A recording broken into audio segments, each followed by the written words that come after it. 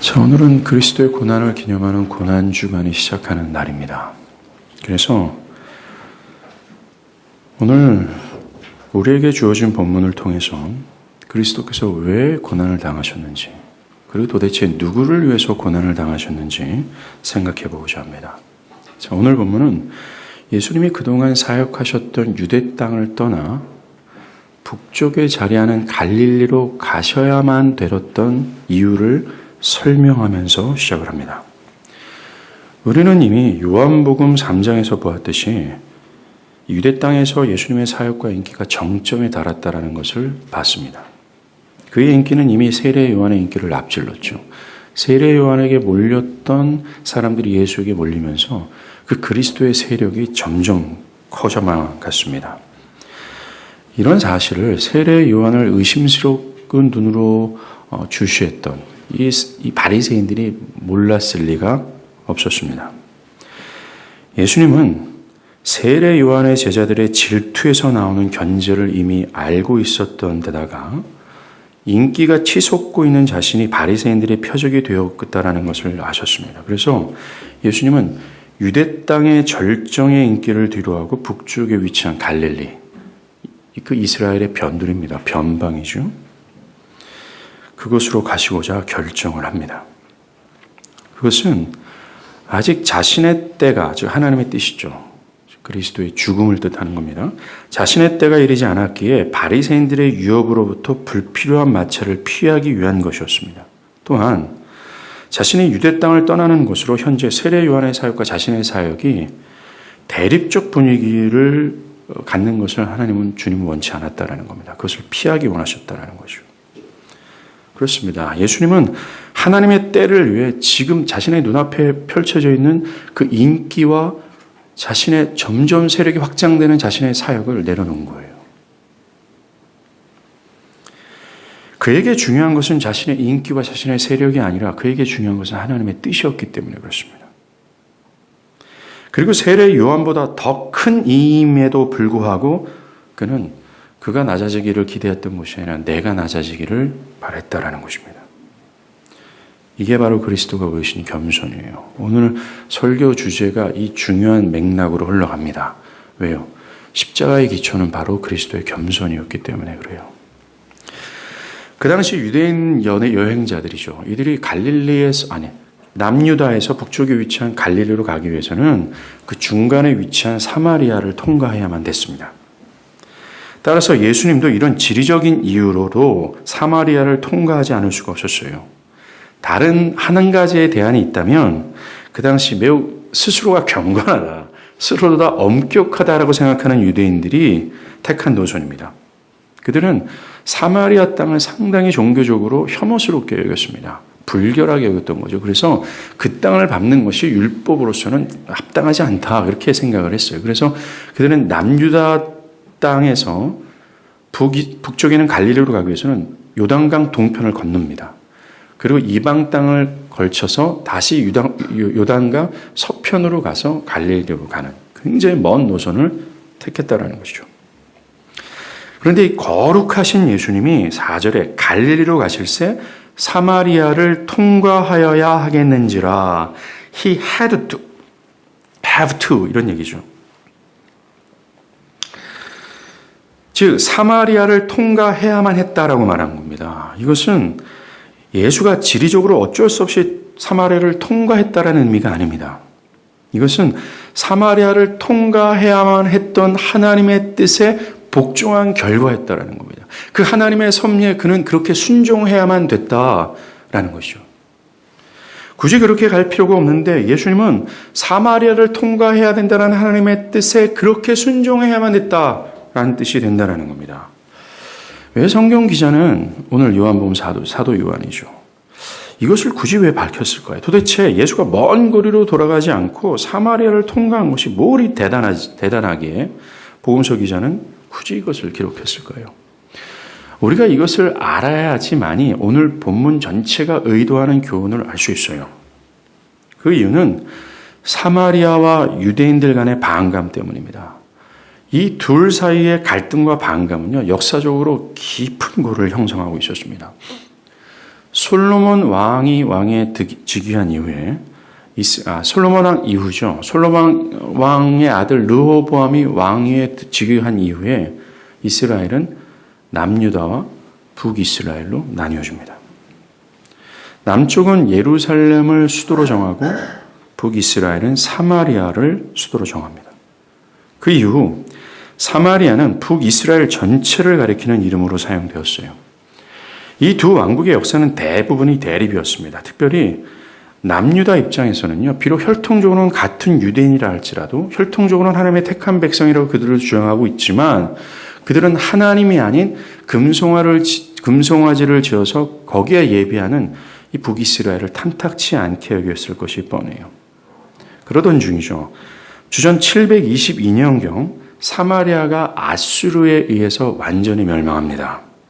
그리고 정복자 아수르는 그 땅에 다른 이방인들을 이주시켰고 그때 남아있는 사마리아인들은 모세의 율법으로는 그렇게도 금지했던 이방인들과의 결혼, 통혼을 하게 되죠. 이방인들과 피가 섞인 겁니다. 또한 이방인들의 종교를 반입하게 되는 겁니다. 그 후 남유다에 남아있는 유대인들 그리고 바벨론 포로에 잡혀 있다가 예루살렘 성전을 재건하기 위해서 귀환한 이 유대인들은 그런 사마리아인들에 대해서 불결하다, 부정하다 여겼습니다. 이방의 신들을 섬기는 그들은 잡종이다라고 취급을 했던 거죠. 그런 갈등 속에서 사마리아인들은 포로로 귀환해서 예루살렘 성전과 성벽을 정말 힘든 것 가운데 고생고생하면서 짓는 유대인들을 돕지 않았어요. 유대인들의 입장에서는 스스로들을 하나님의 백성이라고 얘기했던 사마리아인들에 대해서 매우 야속하고 또는 화가 났을 것이 뻔하죠. 느헤미야 시대 때입니다. 주전 400년경에 사마리아인들은 예루살렘 성전을 대항하기 위해 자신들을 잡종으로 취급하는 유대인들 앞에서 자신들의 정통성을 주장하기 위해서 니들만 하나님 택한 백성이야? 우리도 유대인이야 임마. 우리도 하나님의 백성이야. 이거 주장하기 위해서 그림신산 위에 사마리아를 위한 성전을 지어요. 이것은 유대인들이 사마리아를 배척하는 결정적인 계기가 됩니다. 그 이후에 유대인들은 이 그림신산에 있는 사마리아 성전을 율법에 의거하여 산산이 무너뜨려요. 이 사건으로 인해서 사마리아와 유대인들 간에 남유단의 깊은 감정의 골이 쌓이게 되는 거죠. 더욱더 유대인들은 사마리아를 불경하다, 부정하다, 종교적으로는 전 잡종이다 라고 취급했으며 그렇게 취급받는 사마리아인들은 유대인들에 대해서 큰 분노와 반감이 하늘을 찌를 듯한 거예요. 이 두 관계가 4장 9절이죠. 오늘 마지막 구절입니다. 이는 유대인이 사마리아인과 상종하지 아니함이다 라는 말로 충분히 설득이 되는 겁니다. 그래서 예수님이 사마리아 땅을 통과하는 것은 그 당시 유대 사람들에게는 충격이 될 수밖에 없어요. 경건하다 생각하는 유대인들은 사마리아 땅을 밟는 것을 수치스럽게 여겼던 겁니다. 그런데 지금 유대 땅에서 최고의 선생으로 대우를 받는 그 예수가 가장 경건하고 거룩하던 예수가 사마리아를 통과하네? 라고 하면서 충격을 받을 수밖에 없어요. 그럼에도 불구하고 예수님이 그렇게 했던 이유는 통과하여야 하겠는지라 라는 섭리에 대한 순종을 하셨다는 거예요. 주님은 그 하나님의 뜻에 순종하기 위해 그 당시에 역사적으로도 또 종교적인 모든 배경들을 다 거슬렀어요. 반감과 적대의 모든 관계적 배경 모두를 아랑곳하지 않았다는 겁니다. 그리고 그렇게 사마리아를 통과할 경우에 스스로를 경건하다가 오는 유대인들을 통해서 조롱을 받고 배척을 받을 것이 뻔함에도 불구하고 그런 곱지 않은 시선도 아랑곳하지 않았어요. 내려놨다는 겁니다. 정말로 주님은 자신의 전 존재를 부정했다는 거예요. 주님은 그 당시의 결례나 사람들의 시대 정신에 입각해서 하나님의 뜻을 판단하지 않았다는 겁니다. 결례가 그러니까 사람들의 흐름이 이 정도니까 만약에 내가 사마리아를 통과할 경우에는 사람들의 시대 정신에 거슬리니까 불편해지잖아. 그런 것을 아랑곳하지 않았다는 거죠. 또 거기에 따라 하나님의 뜻을 판단하지 않았다는 겁니다. 자신이 사마리아를 통과할 경우에 따라오는 손해를 계산하지 않았습니다. 사람들의 조롱과 오해를 감수하며 하나님의 뜻 앞에 모든 것을 부정했고 순종하셨어요. 앞에서 본 바처럼 자신의 인기와 명성도 내려놓을 정도였다는 겁니다. 하나님의 뜻 앞에서. 이것이 사도 바울이 빌립보서에서 말한 그리스도 예수의 마음이에요. 바울은 너희 안에 이 마음을 품으라 말하면서 이것이 신자들이 가져야 될 마땅한 자세라고 말을 합니다. 이것이 그리스도의 새 생명을 받은 거듭난 신자들이 가지고 있어야 될 기본적인 스탠스라고 얘기하는 거예요. 신자들이 노력해서 쟁취해야 될 마음이 아니라 성령께서 그리스도와 연합케 함으로 말미암아 그리스도로부터 받은 생명은 바로 이런 그리스도 예수의 마음을 품는 신자로서의 자세를 갖게 한다라고 얘기를 하는 겁니다. 거듭난 신자는 자기가 원하는 대로 자기의 육체의 욕심에 따라 행하고자 하는 이 극단적 자기중심성, 이 시대의 흐름을 거스른다라고 얘기를 하는 거예요. 자기 어떤 명예, 돈을 통해서 자기를 영어롭게 하고 자기 자신 집착하면서 바둥바둥 살아가고자 하는 사람들, 그 모든 것들을 역류한다라고 얘기하는 겁니다. 그것을 역류하여 하나님의 말씀에 복종하는 자들이라고 얘기하는 겁니다. Like 예수님처럼. 자기를 드러내고 사람들에게 자기 알아달라고 떼쓰는 자들이 아니라는 거예요. 그들은 주님처럼 자기 부인하고 하나님의 뜻을 따르는 겁니다. 주님이 요한복음 4장 34절이에요. 이제 사마리아 땅으로 왔는데, 수가성에 왔는데 제자들이 먹을 걸 구하러 갔단 말입니다. 근데 갔다 와서 예수님께 식사할 것을 딱 드리니까 예수님이 뭐라 그래요? 야, 나는 너희들이 알지 못하는 다른 양식이 있어. 그래서 제자들은 주님이 우리 몰래 다른 음식을 꼬부쳐 놓나 보다, 이렇게 오해를 했어요. 그런데 주님이 말하는 그 양식이 뭔지를 말씀합니다. 4장 34절이에요. 나의 양식은 나를 보내신 이의 뜻을 행하며 그의 일을 이루는 이것이니라 라고 얘기했어요. 예수님의 양식은 말이에요, 하나님의 뜻을 행하는 겁니다. 그 뜻에 복종하는 것이 양식이라고 얘기해요. 즉 기쁨이고 만족이라고 얘기를 하는 겁니다.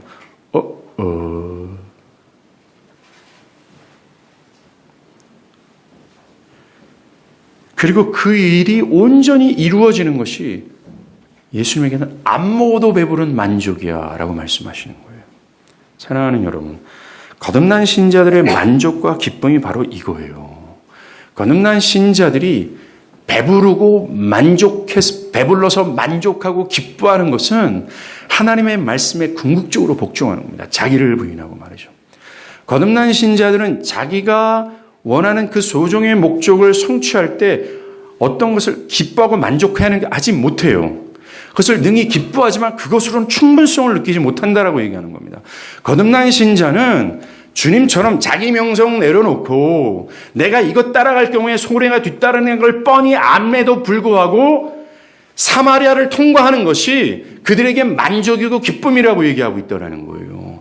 그리고 그거 통과하고 거치고 하나님의 말씀에 복종해서 그리스도께서 온전히 이루고자 했던 게 뭡니까?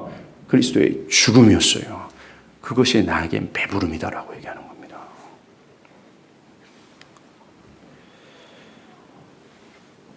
사랑하는 여러분, 이것이 저와 여러분이 안 먹어도 배부른 만족과 기쁨이 되어야 되는 것이 마땅해요. 여러분은 어떻습니까? 하나님의 뜻에 복종하고 나의 생애와 이 땅에서 하나님의 뜻이 이루어지는 그것이 여러분들에게 기쁨입니까? 자, 한번 보세요. 저는 여러분들에게 이 말을 꼭 묻고 싶습니다. 여러분들의 만족과 기쁨이 뭐예요? 집 사는 것? 자동차 사는 것?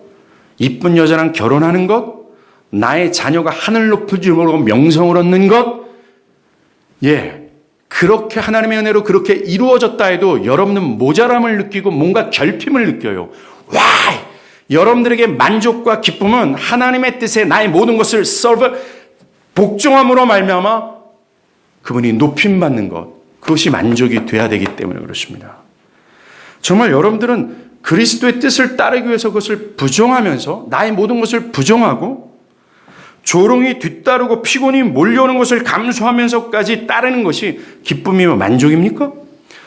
근데 저는 이것을 묻고 싶어요. 여러분들에게 심리에 묻는 것이 아니라 여러분들의 변화된 심령에 묻고 싶다라는 겁니다. 이것이 있냐라는 거예요. 그래서 주의 뜻이 이루어지고 주의 나라가 확정되는 것이 만족이고 기쁨이 되냔 말입니다. 아니면 반대예요? 여전히 나의 육체의 욕심에 따라 나의 뜻을 성취하는 것이 만족이고 기쁨이 됩니까? 나에게 손해가 오면 사마리아를 통과해야 되겠다라고 하나님의 뜻을 싹 제껴버리는 거예요. 사마리아를 통과할 경우에 조롱과 손해가 뒤따를 것을 딱 계산하고 변명하고 회피하는 거죠. 그 어떤 수단을 다 동원해서 교묘히 나는 통과하지는 않지만 마치 통과한 사람처럼 자기를 위장하면서 말이죠. 우리는 꼭 물어야 돼요. 이 질문의 답이 나에게 생명이 있는가에 대한 시금석이 되기 때문에 그렇습니다. 이것이 신자의 마음임에도 불구하고 왜 이렇게 자기를 주장하면서 주의 말씀에 복종하지 않는 겁니까? 왜 그렇게 교회 안에서조차도 자기의 의견이 반영되지 않는 것 때문에 바들바들 떨고, 그리고 내가 이 교회 안에서조차도 자기를 드러내고 사람들에게 박수갈채를 받으려고 그렇게 사모하고 갈망하냔 말이에요. 이거는 그리스도 예수의 마음을 품어야 될 거듭난 신자들의 어떤 상태를 역류하는 것이고 거스르는 것이고 반항하는 거고 저항하는 거예요. 사랑하는 여러분, 왜 우리가 그런 마음을 가져야 되는 줄 아십니까? 왜 우리가 그리스도의 마음을 가져야 될 이유가 뭔지 아세요? 이것 때문에 주님이 죽으셨기 때문에 그렇습니다. 이것 때문에 주님이 하늘 영광 버리시고 이 땅에 오셔서 우리에게 어떤 일을 행하셨기 때문에 그래요. 궁극적으로 우리가 지난 요한복음 3장을 통해서 주장창 들었잖아요. 그리스도께서 이 땅에 오신 목적은 우리에게 영생을 주려 하려 합니다. 이게 영생이잖아요. 이렇게 그리스도처럼 자기를 부정하면서 하나님의 뜻을 복종하는 것, 이게 영생이란 말입니다. 요거 주려고 그리스도는 이 땅에 오셨고 죽었다라고 얘기했잖아요. 이렇게 당신의 피 흘리기까지 당신의 온몸을 꽉 짓눌려서 피 한 방울 똑 떨어뜨려서 우리에게 주고자 했던 게 이 마음이란 말입니다. 그런데 교회 안에서조차도 나 예수 믿어요 말하는 이런 사람들도 왜 이 마음을 자꾸 부정하고 저항하려고 하는지 모르겠어요. 마귀는 맞아요. 마귀는 우리 안에 이걸 막 일으켜요. 순간순간 일으켜요. 그래서 우리는 그것에 휩쓸려서 쓰러질 때도 있지만 그 안에 있는 성령은 뭐하고 있는 겁니까? 그 안에 있는 성령은 이것을 이기게 하세요. 결국 거스르게 한다는 겁니다. 사랑하는 여러분, 이 시간 혹시나 여러분들 마음 가운데 이 마음이 흐트러지거나 식어져 있다면 다시 세우세요. 다시 회복하길 바랍니다. 마땅하기 때문에 그래요. 예수님이 하나님의 뜻을 이루기 위해 사마리아를 통과했던 이유는 예수님이 이루고자 하는 하나님의 궁극적인 뜻, 십자가 때문이었습니다. 왜냐하면 바울이요, 빌립보서 2장에 예수께서 이처럼 자기를 부인하는 이유는 죽기까지 십자가의 죽음을 감당하기 위해서라는 거예요. 그 하나님의 뜻을 감당하기 위해서였다는 겁니다. 그러하기에 이 땅에서 예수께서 행하신 모든 행위의 행동과 사역의 결국은 그분의 죽음이었어요. 그가 오늘 사마리아를 통과하여야 하겠다, 이 구절에 은닉되어 있는 가장 중요한 의미는 그가 십자가를 져야 하겠는지라, 이 말이 되는 거예요. 우리가 여기서 간과하지 말 것이 있습니다. 그것은 십자가 사건의 기초가 죄인을 향한 하나님의 그리스도의 사랑이 아니라, 다시요, 십자가 사건의 기초, 그가 죽으셨던 그 기초, 그것은 죄인을 향한 그리스도의 사랑이 아니라 아버지 하나님의 뜻을 기뻐하신 그리스도의 기쁨이었어요. 즉 자기를 다 부정하면서까지 아버지의 뜻이 이루어져서 아버지가 영광받기를 바라는 그 하나님을 향한 무한한 기쁨, 그것이 십자가의 기초였다라는 거예요.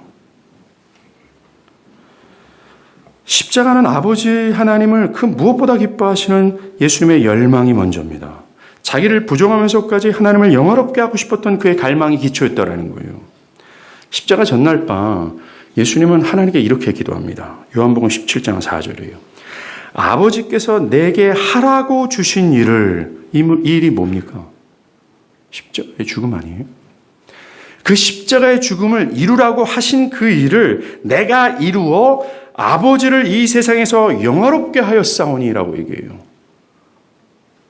이 맞아요. 십자가의 순종의 기초는, 시작은 죄인을 향한 안타까운 사랑이 먼저가 아니라 자기를 부정하면서까지 죽기까지 하나님의 말씀에 복종하고 싶어 했던 그 하나님을 향한 무한한 기쁨, 그 하나님을 마음과 뜻과 정성을 다해서 사랑하고 싶어하는 그 그리스도의 열망이 기초였다라는 거예요.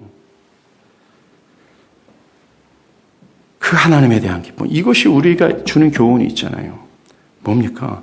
우리가 거듭난 신자로서 하나님의 뜻을 그냥 억지로 순종하는 것이 아니라 기꺼이 기쁨으로 복종하기 위해 필요한 것이 바로 이 예수가 가졌던 기쁨과 열망이라는 거예요. 자기 전체를 부정하면서 그 하나님의 뜻이 이루어져, 그 하나님이 이 세상 가운데 영화롭게 되기를 바랬던 그리스도의 마음이 있잖아요. 그 마음이 우리 마음에도 기초가 되어야 된다라고 얘기하는 겁니다. 기쁨으로 하나님의 말씀에 복종하기 위해서는 말이죠. 세례 요한처럼 그리스도가 흥해야 되리라. 즉 나의 생애와 온 열방 가운데 높임받기를 바라는, 그를 많이 기뻐하는 그 열망, 그 기쁨이 마음의 기초가 될 때야 비로소 우리는 그리스도처럼 마땅히 그의 마음을 품고 복종할 수 있게 되는 거예요. 세상을 뒤로 할 수 있게 된다는 겁니다. 나의 지금의 감정선을 부정할 수 있고 지금의 상황과 여건을 부정하면서까지 이 사마리아를 통과하는 그런 복종이 나타날 수 있다라고 얘기하는 거예요. 그렇지 않고서는 예수님께서 죽기까지 복종한 것은 불가능합니다. 사랑하는 여러분, 그리스도께서 죽기까지 복종했던 이 사안이 신자된 나와 전혀 무관한 게 아니에요. 신앙에서 신앙한다는 것은 이거 하는 것이고, 신앙한다는 것은 이것을 기필코 나타날 수밖에 없다라는 겁니다. 이거랑 무관하지 않아요. 나는 죽지 않은 선까지만 할게요. 이건 신앙 아니라고 얘기하는 겁니다. 나는 죽지 않은 선까지, 어느 정도 선까지 나는 신앙할 거예요. 웃기는 얘기라고 얘기하는 겁니다. 우리에게 영생을 주려 하기 위해서 이 땅에 오셨고 그는 죽었단 말입니다. 그런데 왜 죽기까지 왜 안 가는 거예요? 그 말은 나는 영생 없어요 라고 말하는 거랑 똑같은 거예요. 만약에 이런 기쁨과 열망이 없이는 신앙을 한 것 자체가 무거운 짐이 되는 겁니다. 그냥 주님의 모든 명령이 거북스러운 거예요. 부담스러운 겁니다. 그리고 신앙을 좀 한다고 해도 그냥 일시적이에요. 왜요? 그 사람은 어떤 여건과 상황이 딱 만들어질 때만 신앙하거든요. 그 여건과 상황이 사라지면 안 한다는 말입니다. 주일 예배를 드리는 것, 교회 공적 모임에 참여하는 이런 기본적인 사안부터 일상의 삶에서 어떤 시대 정신을 거스르면서까지 주의 뜻을 따르는 것, 이거는 매우 어렵고 불편하고 부담스러운 일이 될 수밖에 없어요. 근데 만약 그리스도의 그 기쁨을 갖는다면, 하나님을 향한 뜨거운 사랑, 여러분들은 자연스럽게 그리스도의 뒤를 따르게 될 거예요. 그러하기에 먼저 우리는 진정한 거듭남을 추구해야 됩니다. 왜냐하면 거듭나야지만이 그리스도 같은 마음을 가질 수 있어요. 하나님을 기뻐한다라는 겁니다. 여러분들의 노력으로 되는 것이 아니라는 거죠. 그리고 만약에 여러분들이 거듭났다면 주의 말씀을 통해 그리스도의 영광을 보고 하나님의 영광을 보고 맛보기를 추구하셔야 돼요. 지속적으로 말입니다. 그 영광을 그 무엇보다 사랑하는 마음이 내 마음에 점진적으로 충만해지기를 사모하는 거죠. 고린도서 3장 18절의 말씀처럼 영광에서 영광으로 더 하나님을 봐서 뒤따르는 그 열매가 사마리아를 통과해야 되겠는지라는 그리스도의 뒤를 따르는 역사가 되는 거죠. 예수님께서 사마리아를 다 통과하실 때 한 군데를 들리십니다. 이게 수가성이에요. 만약 오늘 본문 5절을 경건한 유대인들이 읽는다고 한다면 그들은 깜짝 놀랄 겁니다. 사마리아도 불결한데 그 중에서 수가성을 들려? 이게 말이 돼? 왜요? 수가성은 사마리아 땅에서 가장 부정한 도성이라고 말할 수 있기 때문에 그렇습니다. 이 수가성은요, 사마리아인들이 세운 성전이 있는 그림신산이 바라보이는 에발산자 위치했던 그런 마을입니다. 어떻게 보면 사마리아에서 영적으로 가장 타락하고 불견한 도시라고 할 수 있겠어요. 그리고 그것은요, 주전 200년경에 이 유대 왕가가 이스라엘을 거룩하게 했다라는 일념으로 그림신산에 있던 사마리아 성전을 파괴했던, 파괴 이후에 뒤따랐던 어떤 죽음이 뒤따랐던, 그래서 유대인들에 대한 반감이 어떤 적대감이라 그럴까요? 적의가 굉장히 높았던 마을이 바로 수가성이었습니다. 근데 주님이 사마리아도 가셨는데 굳이 들린 게 바로 그런 곳이었다는 거죠. 그리고 거기는 야곱이 아들 요셉에게 준 땅에 가깝다라고 얘기하는 겁니다. 이 말의 출처가 창세기 48장에 나와요. 자, 야곱의 임종을 앞두고 요셉에게 이런 얘기를 합니다. 내가 내게 내 형제보다 세겜 땅을 더 주었나니 이는 내가 내 칼과 활로 아모리 족속의 손에서 빼앗은 것이니라. 자, 이스라엘이 가나안 땅을 정복할 때 요셉의 유언대로 요셉의 해골을 야곱이 산 세겜 땅에 장사를 해요. 즉, 이 세겜 땅이 요셉의 땅이라고 얘기하는 겁니다. 야곱이 준 이 요셉의 땅이라고 얘기하는 거죠. 그런데 그 세겜 땅이 바로 수가 성터예요. 그리고 이곳에는 야곱의 우물이 있었습니다. 우리가 읽지는 않았지만 사마리아 여인은 유대인인 예수님 앞에서 자신의 정당성을 주장하기 위해서 12절에 보면 우리 조상 야곱이 이 땅을 줬고 여기에는 야곱이 준 우물이 있다. 우리는 이 우물을 마시는 거다라고 주장합니다. 즉 자신이 야곱의 후손이라는 거예요. 야곱이 우리 사마리아에게 이 우물과 땅을 줬다. 즉 유대 사람들이 우리의 정통성을 의심하지만 우리 불결하다고 얘기하지만 그래서 우리를 혐오하지만 그거 아니다. 우리도 야곱의 후손으로서 하나님 백성이다 라고 주장했던 겁니다. 자신의 정당성을 말이죠. 그리고 그들은 유대 백성들은 모세 오경뿐만 아니라 지금 우리가 보고 있는 구약에 있는 시가와 예언서들을 성경으로 인정했지만 그들은 모세 오경만 성경으로 인정하고 다른 걸 다 부인했어요. 그러면서 우리는 야곱이 준 땅에서 사는 하나님 백성이다. 우리는 야곱의 우물을 먹는 하나님 백성이다. 그리고 우리는 다는 아니지만 모세 오경을 따르는 하나님 백성이다라고 하면서 나름대로의 정당성을 주장했던 것이 바로 사마리아예요. 사마리아는 역사적으로 증명이 된 것처럼 영적으로 매우 불결하고 혐오스러운 상태가 분명합니다. 그들은 이방인과 통혼하지 말라고 하는 모세가 정한 아주 큰 법이 있어요. 그것을 거슬렀어요. 오랜 세월 동안. 그리고 예루살렘 성전에서만 하나님을 예배해야 된다라고 하는 이 규례를 어기고 그것 말고 자신들이 세운 성전을 따로 세웠습니다. 그리고 구약이 계시하는 하나님이 아니라 자기의 입맛과 구미에 맞는 하나님을 형상화해서 금송아지를 짓기도 하고 그름신산의 성전을 짓기도 하면서 자신의 편의와 감정선에 맞춰준 하나님 있잖아요. 내가 좋아하는 하나님을 만들어서 섬겼다라는 거예요. 참으로 참담한 것이 분명합니다. 그런데 이 사마리아 사람들은 이 여자처럼 이곳이 야곱이 요셉에게 준 땅이야. 야곱이 우물이 있는 곳이야 라고 말하면서 어느 정도는 나는 정당성이 있어. 나는 어느 정도는 하나님 백성이야 라고 얘기했다는 거예요. 이게 유선 아니에요? 본래는 부정하고 부패하잖아요. 하나님 앞에서 불결하다 인정해야 되는데 그거를 가리고 회개하기는커녕 도리어 그것을 망각하고 나는 정당해 하면서 자기의 의를 주장하고 있잖아요. 이게 위선이라는 것입니다.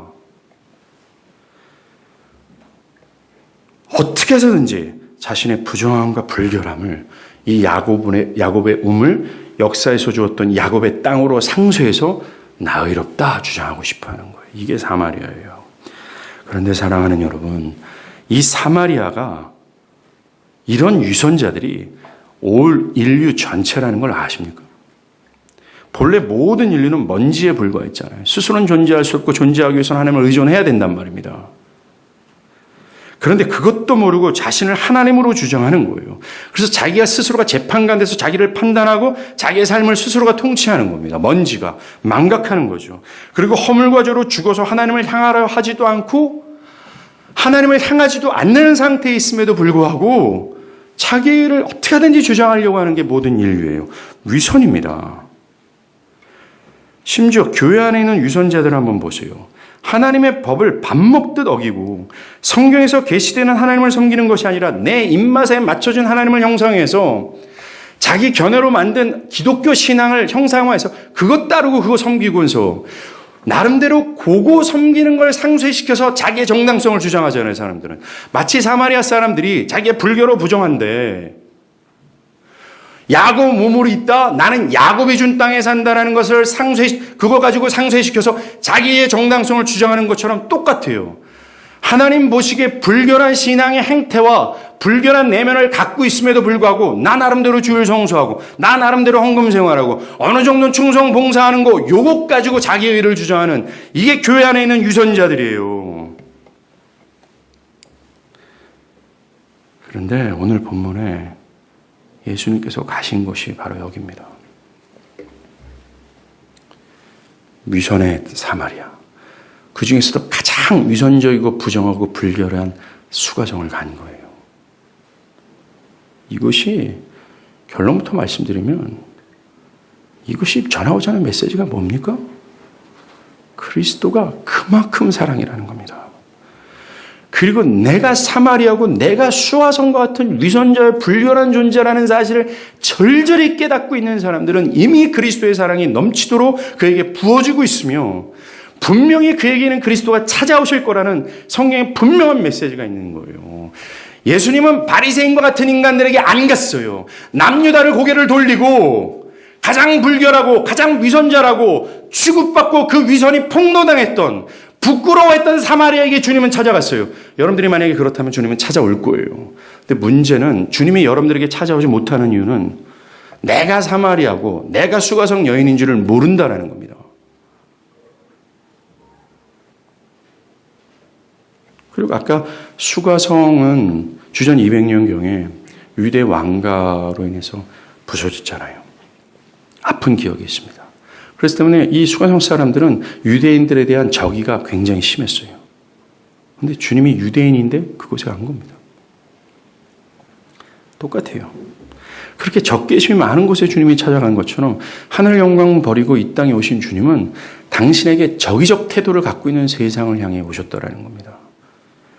육신으로는 하나님의 복종하지 않을 뿐만 할 수도 없는 그런 세상. 요한복음 1장 11절에서 자기 땅에 오매 자기 백성이 그를 환영하지 않을 정도의 세상에 주님은 온 거예요.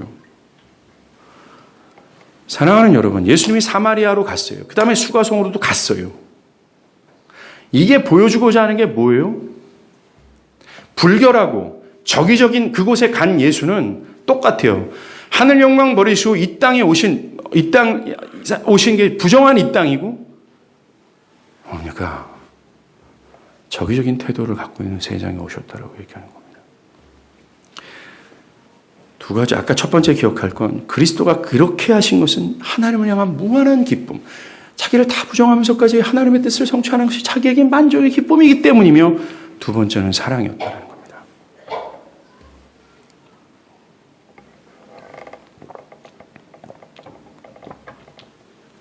이 사마리아에서 가장 위선적인 자가 오늘 본문에 나오는 사마리아 여자였습니다. 이 여자는 부정한 사마리아에서 그 중에 가장 부정하고 위선적인 수가성에서 가장 불결하고 위선적인 존재였어요. 그녀는 지금 동거하는 남자도 결혼한 남자가 아닙니다. 그는 과거에 5명의 남자와 동거하고 결혼했던 전적이 있어요. 도덕적으로 부정했다는 겁니다. 그녀는 부정한, 그런데 오늘날 이게 설득이 안 되죠, 오늘날은.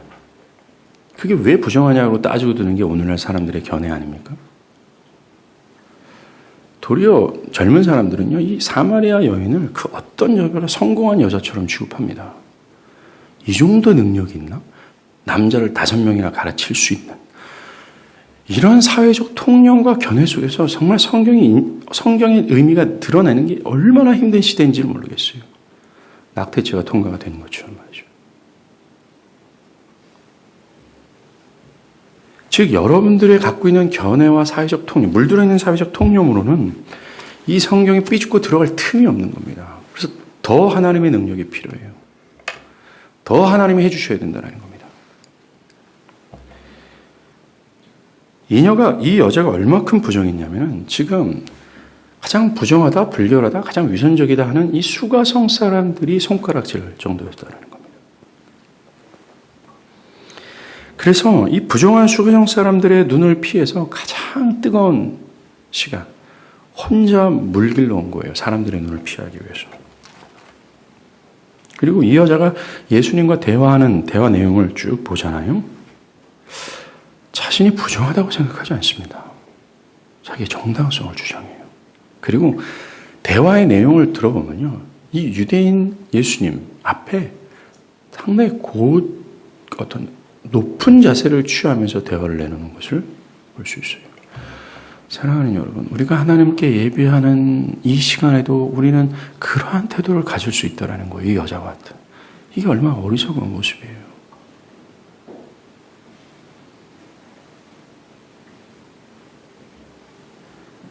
예수님께서 부정한 사마리아를 모든 명성과 인기를 뒤로 해서 굳이 간 것이 거기에요. 그리고 거기에 갈 경우에 자신에게 손해가 뒤따라는 것을 뻔히 알매도 불구하고 하나님의 그 섭리에 복종했던 그 이유가, 그리고 사마리아에서 가장 부정한 수가성에 들어가셨던 이유가 이제 깨끗하게 밝혀진 겁니다. 이 여자 때문이었습니다. 한 명 때문에. 사마리아를 통과하여야 하겠는지라 라는 것이 그 섭리에 복종한 결과가 위대했던 하나님의 뜻이 아니라, 거창하고 많은 사람들이 구원으로 들어오는 것이 아니라 이 여자 한 명 때문이었다라고 기록하는 겁니다. 이게 기독교예요. 사랑하는 여러분, 기독교는 여러분들이 세상의 흐름을 거스르면서까지, 자신을 부정하면서까지 하나님의 명령에 복종했을 때 나타나는 것이 우리의 기대만큼 거창하고 거대한 것이 아닐 수 있다라고 말하는 게 기독교예요. 고작 여자 한 명이라는 겁니다. 고작 이거였습니까, 주님? 이라고 할 만한 사람들이 너무나도 많다라고 얘기하는 겁니다. 하나님은 잃어버린 양 한 마리를 구하시기 위하여 엄청난 대가를 지불하게 하세요. 심지어 죽음마저도 지불하면서까지 잃어버린 한 명을 구원하고자 했다는 것이 기독교라는 겁니다. 우리는 자꾸만 그 결과가 거창하고 거대한 것이라고 기대를 해요. 내가 이런 조그만 일에 희생을 하면 되어지는 결과와 나한테 떨어지는 떡고물이 굉장히 클 거라는 기대를 한다라는 겁니다. 마치 라이언 일병 구하기 영화처럼 그 남자 한 명 구하려고 수십 명이 죽잖아요. 특수전사들이. 그런 것이 바로 기독교라고 얘기하는 겁니다. 이 어처구니 없는 모습이 바로 오늘 보셨던 예수님의 모습이에요. 왜요? 그 고통 가운데 있는 여자를 구하시기 위해서라는 겁니다. 조롱받고 그 마음의 죄책감으로 가득했던 그에게 자유를 주려고 주님은 찾아오신 거예요. 우리가 만약에 역사를 되돌려서 예수님이 그 사마리아를 통과하는 것을 거부했다면, 그냥 그 당시에 결례에 의해서 돌아갔다면, 그래서 수가성에 들려서 이 여자를 만나지 않았다면 이 여자 어떻게 됐을까요? 상상할 수도 없는 불행입니다. 이건 비극입니다. 이 여자는 그 결과 자신의 죄책으로 인해서 영원토록 영원하신 하나님의 형벌을 받을 수밖에 없는 처지, 고통을 안고 이 세상에서 꾸역꾸역 살아가다가 안식이 없는 종말로 떨어지는 겁니다. 이게 이 여자의 불행이에요. 그런데 말입니다. 여기에 살던 사마리아 여자가 누굴 말해주는 줄 아십니까? 바로 나 자신이에요. 바로 내가 하나님과 적의의 상태를 가꾸고 있었고, 내 안에 온갖 부끄러움이 가득함에도 불구하고 위선으로 살아가는 바로 유선자라는 겁니다. 부끄러움을 모르고 잘난 척하고 좀 자랑할 만한 사안이 있으면 어떻게 하든지 나 주장하고, 이 여자가 야곱의 우물 두둔하고 야곱의 땅 두둔했던 것처럼 나의 안에 모든 부끄러움이 많은데 내가 생각한 내 모든 역사를 다 회개해서 팍팍 긁는 거죠. 그래서 내 안에 내가 했던 착한 일, 저 10년 전에 한 1초 정도 생각했던 그 선한 생각들, 내가 했던 조금의 헌신들, 요거 다 긁어 모아가지고 내가 왜 죄인이요? 나는 이런 사람이요? 라고 주장하려고 하는 이 사마리아 여자가 바로 나 자신이라는 겁니다. 만약에 예수께서 하나님의 뜻에 복종하지 않고 하늘 영광 버리지 않았다면, 그래서 부정한 이 땅에 안 왔다면, 그리고 그 세상에서 가장 불결하고 부정하고 위선적이었던 나에게 먼저 나타내 주지 않았다면 나는 불행이었어요. 비극이었다라는 겁니다. 그 하나님을 향한 사랑과 우리 영혼들을 향한 극진하신 사랑이 예수께 없었다면 우리의 불행은 영원이에요. 정말 종식되지 않는 불행을 지속해서 우리는 살아갈 수밖에 없었다라는 겁니다. 예수 때문이었어요. 예수 때문이었다라는 겁니다.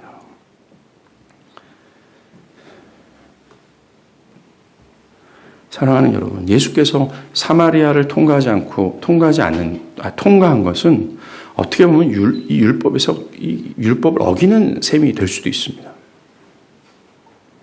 똑같아요. 예수께서 부정하고 불결한 나 같은 죄인을 구하러 이 땅에 오신 것 자체는 사실 율법적으로는 맞지 않아요. 하나님께서 정하신 이 공의로서는 모든 인류는 다 죽어야 되는 겁니다.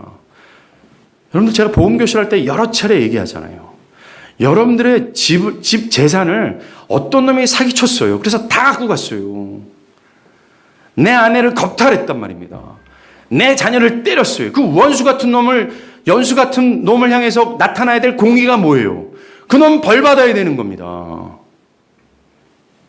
이 땅을 향한 하나님의 공의도 벌 받아야 되는 거였어요. 그런데 그게 아니었더라고 얘기하세요. 주님은 사마리아를 통과했고 수가성을 간 거예요. 여러분들에게 필요한 게 뭔지 아세요? 지금 사마리아를 통과하고 계신 예수님이에요. 이 수가성, 가장 위선적이고 불결한 여자를 찾아왔던 예수가 필요한 거예요. 예수가 아니면 여러분들의 내면에 있는 고통은 해결이 안 되는 겁니다. 그리고 예수가 아니면 여러분들의 미래에 직면한 심판은 해결이 안 돼요. 또한 예수가 아니면 예수가 영생을 줄 수 있는 주관자잖아요. 그 예수가 아니면 예수가 보였던 하나님을 향한 무한한 기쁨은 불가능해요. 하나님의 뜻에 복종하는 것, 자기를 부정하면서까지 하나님의 뜻을 복종하는 것은 불가능하다라는 겁니다. 예수가 필요한 거예요. 제가 설교 초반에 말했던 그리스도가 도대체 누구를 위해서 죽으셨는가? 바로 이 사마리아 여자입니다. 예수께서 이 부정한 세상에 오신 것은 오래전에 계획됐습니다. 창세기 3장에 인간이 죄를 탁 범했죠. 내려진 게 고통이었습니다. 창세기 처음으로 고통이라는 단어가 드러나는 겁니다. 이 고통으로 인해 인간은 끊임없는 결핍 속에서 살아요. 언제까지요? 네가 흙으로 돌아갈 때까지라고 얘기합니다. 즉 죽을 때까지라는 거죠. 죽을 때까지 고통 가운데 있다가 결국은 영원한 고통, 안식이 없는 종말을 맞게 된다라고 얘기했어요. 그런데 은혜가 풍성하신 하나님은 바로 그때 한 산의 아이를 약속합니다. 창세기 3장 15절에 한 여자의 후손은 내 머리를 상하게 할 것이요 너는 그의 발꿈치를 상하게 할 것이다. 즉 그 한 산의 아이가 죄가 주는 고통과 저주를 종식시킬 거라고 얘기합니다. 이 산의 아이가 누구예요? 그리스도입니다. 오늘 수가성에 간 예수예요. 히브리서 기자는 이렇게 합니다. 자녀들은 혈과 육에 속하였음에 그도 예수입니다. 또한 같은 모양으로 혈과 육을 함께 지니심은 죽음을 통하여 죽음의 세력을 잡은 자 곧 마귀를 멸하시며, 그 한 산의 아이가 출현했어요. 그것이 예수입니다. 그리고 그가 인류의 고통과 죄가 주는 모든 저주를 종식시키는 방법은 하나였어요. 죽음이었다는 겁니다. 즉 사마리아인들이 받아야 될 모든 형벌을 대신 받는 겁니다. 그러하게 그리스도의 죽음은 처참했어요. 그 죽음의 그 처참 앞에 우리가 무슨 할 말이 있겠습니까? 그 그리스도께서 당하신 처참함은 곧 내가 당해야 될 처참이었고 그 정도로 내가 부정하고 불결함의 위선자였다라는 사실을 그리스도의 고난은 보여주고 있어요. 우리가 무슨 할 말이 있겠어요? 그리고 우리는 그리스도의 그 피로 사도 베드로가 베드로전서 1장 18절에서 말한 것처럼 그 그리스도의 보배로운 피로 구원을 받게 된 겁니다. 사랑하는 여러분, 만약 여러분들이 사마리아와 같다라고 한다면 여러분들이 말씀을 들을 때 내가 정말 사마리아구나. 사마리아 여자와 같구나. 이것 때문에 부끄럽고 이것 때문에 어떻게 할 수 없고 이것 때문에 또 짜증도 날 수 있어요. 그래서 어떻게 하란 말입니까? 내가 사마리아인데 나도 짜증이 나요. 나도 자꾸 짜증이 나요. 나도 사마리아와 같지 않으려고 노력하는데 자꾸 그러니까 나도 짜증을 포기하고 싶어요. 이런 무너지는 마음이 있습니까? 그럼 여러분들께 예수님은 오실 거예요. 진정으로. 왜요? 주님은 그런 자를 위해 사마리아를 통과했고 그런 자를 위해 수가성을 통과했어요. 그런 자를 위해 하늘 영광을 위해서 버리셨다는 겁니다. 그 하늘 영광과 유대 땅에 있었던 그의 명성과 인기는 똑같아요. 근데 그걸 버렸다는 겁니다. 근데 중요한 건 오늘날 사람들은 내가 사마리아인, 내가 수가성 여인이라는 것을 부정하고 싶어요. 그냥 나는 의인으로서 예수님 나에게 오세요. 그냥 어느 정도 그냥 덧붙여 주세요. 라고만 요구한다라는 거예요. 그게 그렇게 하라고 요한복음 4장 오늘의 이 사건이 성경에 기록된 게 아니라는 겁니다. 왜 이렇게 교만합니까? 아직까지 왜 이렇게 자기를 주장하려고 하는지 모르겠어요. 사랑하는 여러분, 주님이 죽기까지 사랑했던 존재들은 사마리아하고 수가성 여인이에요. 만약에 여러분들이 내가 그렇습니다. 하나님 부끄럽고 좀 짜증나고 좀 어떻게 해보려고 하는데 자꾸 실패하는 내가 답답하고 먹먹해서 괴로워하고 있다면 여러분들이 예수께 나가보십시오. 예수가 분명히 올 겁니다. 그리고 예수는 그의 곁에 있을 거예요. 그런데 만약에 위선자의 태도를 갖는다면 예수는 절대로 여러분들을 환영하지 않을 겁니다. 사랑하는 여러분, 주님께 찾아가세요. 주님이 이 땅에 오셨습니다. 그들을 위해서 피 흘려 죽으셨어요. 그것을 붙들길 간절히 바랍니다. 기도하시겠습니다.